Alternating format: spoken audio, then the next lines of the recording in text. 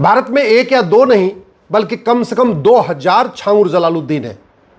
उत्तर प्रदेश वाले छांगुर जलालुद्दीन की घटना आपने सुनी होगी, वो क्या क्या करता था, अखबारों में निकल चुका है, नहीं तो आप गूगल करके देख लीजिएगा। अब भोपाल में एक छांगुर पकड़ा गया और भोपाल वाला छांगुर यूपी वाले छांगुर से भी ज़्यादा खतरनाक है।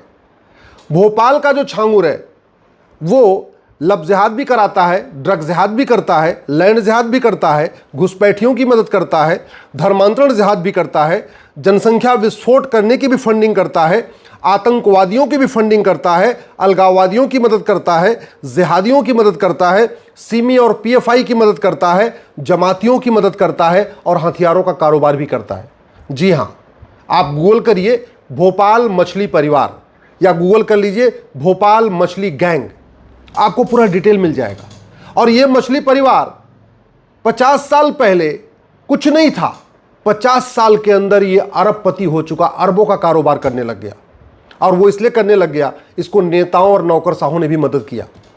हालांकि भी उसका जो फार्म हाउस गिराया गया है, लेकिन सबसे बड़ी बात जो निकल के आई है, उसके फार्म हाउस पे जो रेव पार्टी होती थी उसमें लड़कियां सारी हिंदू होती थी।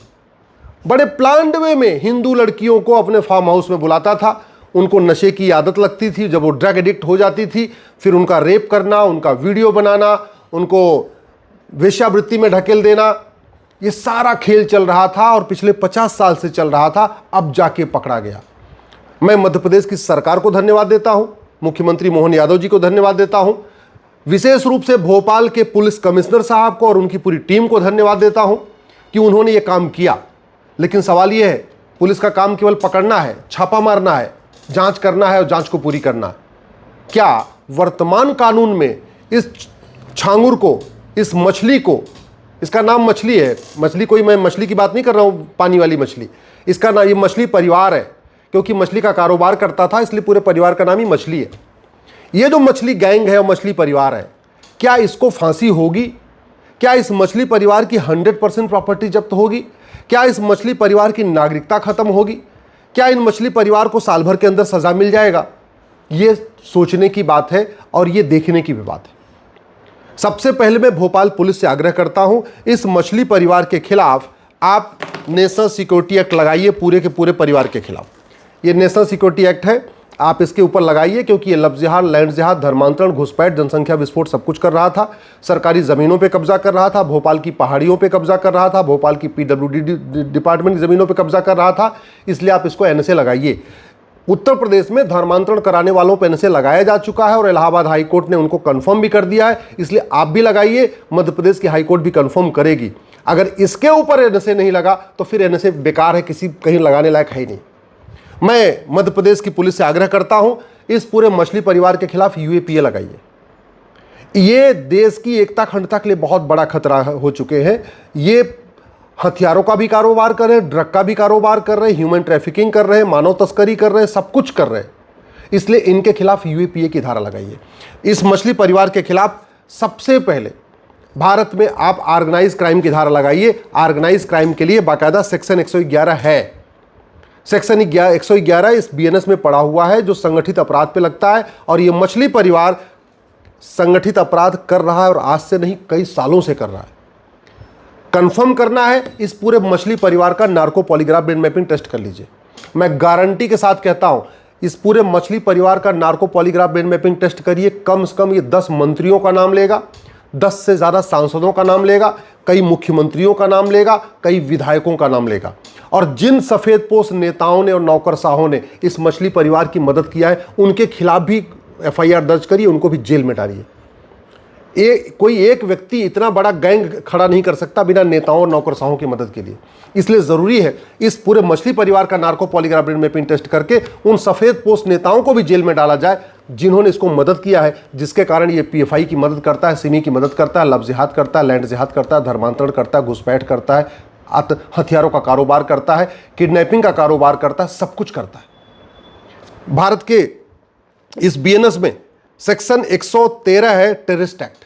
ये मछली परिवार का ने जो काम किया है, ये अपने आप में ये टेररिस्ट एक्ट है। आतंकवादियों की मदद करना भी आतंकवादी है।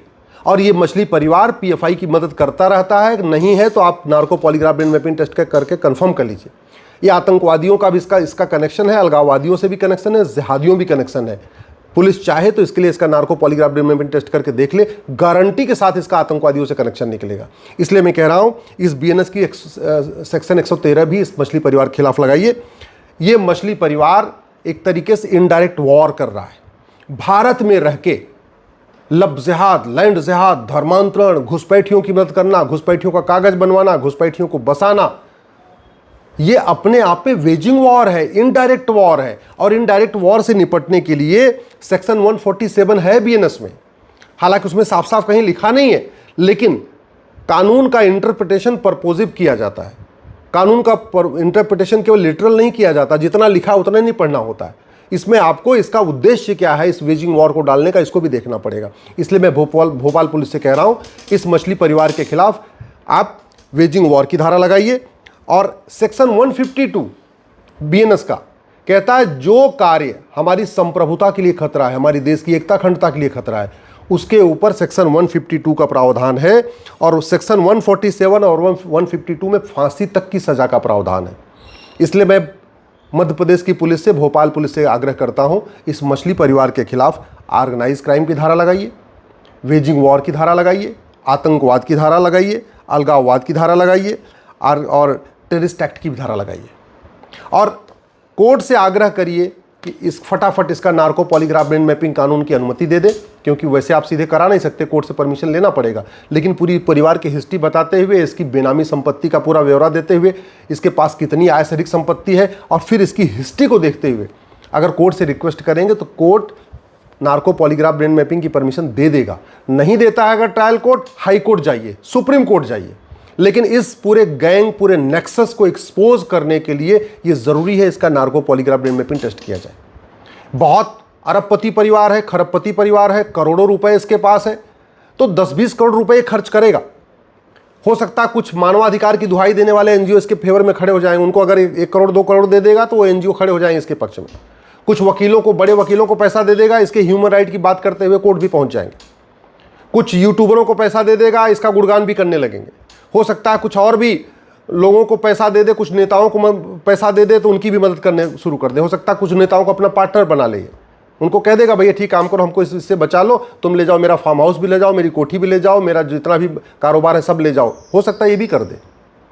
लेकिन उससे बचने का ये करे उससे पहले जरूरी इसका narco polygraph brain mapping test करके सारी सच्चाई से सामने ले लिया जाए, इसका वीडियो बना लिया जाए, उस वीडियो को मीडिया को दे दिया जाए, पूरा देश सुने, पूरा देश समझे कि छांगुर जलालुद्दीन केवल यूपी में नहीं है, छांगुर जलालुद्दीन भोपाल में भी है, ग्वालियर में भी है, इंदौर में भी है। छांगुर जलालुद्दीन भारत के हर जिले में है, और हर जिले में एक छांगुर जलालुद्दीन नहीं है, हर जिले में कम से कम 2 से 3 छांगुर जलालुद्दीन है। मैं कह रहा हूं, मैं बहुत वर्षों से कहता आ रहा हूं, ये बहुत बड़ी समस्या हमारे लिए खड़ा हो चुका है। ये जो मछली परिवार है हवाला का कारोबार भी करता है, इसके ऊपर पीएमएलए की धारा लगाइए। इस मछली परिवार के पास अरबों रुपए के काला धन है, बेनामी संपत्ति है, इसलिए इसके खिलाफ ब्लैक मनी की धारा लगाइए। ये बेनामी बहुत सारी प्रॉपर्टी खरीद के रखा हुआ है, बेनामी लेन देन करता रहता है, इसलिए बेनामी लेन देन की भी धारा लगाइए। ये जो मछली परिवार है इसको बाहर से भी फंडिंग होती है, भारत को बर्बाद करने के लिए इसको बाहर से भी पैसा मिलता है, इसलिए इसके खिलाफ एफसीआरए की जांच करिए, एफसीआरए की धारा लगाइए।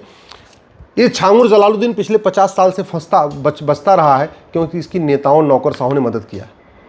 नौकरशाह रिटायर हो गए होंगे, नेता भी भूतपूर्व हो गए होंगे, अब नहीं होंगे सांसद, अब नहीं होंगे विधायक। हालांकि मैं जानता हूं उसमें बहुत सारे कौन कौन लोग मददगार, लेकिन मैं नाम नहीं लेना चाहूँगा। मैं चाहूँगा कि पुलिस इसकी तफ्तीश करे। भोपाल के किसी व्यक्ति से पूछ लीजिए कि ये जो वहाँ का मछली परिवार इसको कौन कौन मदद करता है, तो फिर आपको पता चलेगा कई मंत्रियों का नाम आएगा, वहाँ के विधायकों का नाम आएगा। भोपाल के मंत्री और विधायक इस मछली परिवार के मददगार हैं, गूगल करके देख सकते हैं, आप भी देख सकते हैं। और ये सब इसलिए बचता रहा क्योंकि पैसा देता रहा। और इस मछली परिवार की नागरिकता खत्म करने के लिए तत्काल मध्य प्रदेश की सरकार को, केंद्र सरकार को लिखना चाहिए और इस परिवार की नागरिकता खत्म हो, उसके लिए आवश्यक कार्रवाई करनी चाहिए। मैं पहले भी कई बार कह चुका हूँ, भारत लगातार बर्बादी की तरफ बढ़ रहा है। बर्बादी की तरफ बढ़ने का मेन कारण ये है, हर जिले में 2 से 3 छांगुर जलालुद्दीन है जो लब जिहाद को प्रमोट कर रहे हैं, लैंड जिहाद को प्रमोट कर रहे हैं, धर्मांतरण को प्रमोट कर रहे हैं, घुसपैठ को प्रमोट कर रहे हैं, जनसंख्या विस्फोट को प्रमोट कर रहे हैं। जो बड़ी मात्रा में फंडिंग कर रहे हैं, जो जमातियों की मदद कर रहे हैं, जिहादियों की मदद कर रहे हैं, कट्टरपंथी संगठनों की मदद कर रहे हैं, सिमी और पीएफआई जैसे संगठनों की मदद कर रहे हैं। बहुत सारे ऐसे हैं जो विदेशी आतंकवादी संगठन उनके भी संपर्क में हैं। और ये अगर इसको हमने तत्काल सजा देना नहीं शुरू किया, इनकी प्रॉपर्टी जब्त करना नहीं शुरू किया, इनकी सिटीजनशिप खत्म नहीं करना शुरू किया, तो फिर भारत बर्बाद हो जाएगा। 20 से 25 साल के अंदर भारत बर्बाद हो जाएगा अगर हमने तत्काल सठे साठ्यम समाचरित के अनुरूप इनको सजा देना नहीं शुरू किया तो।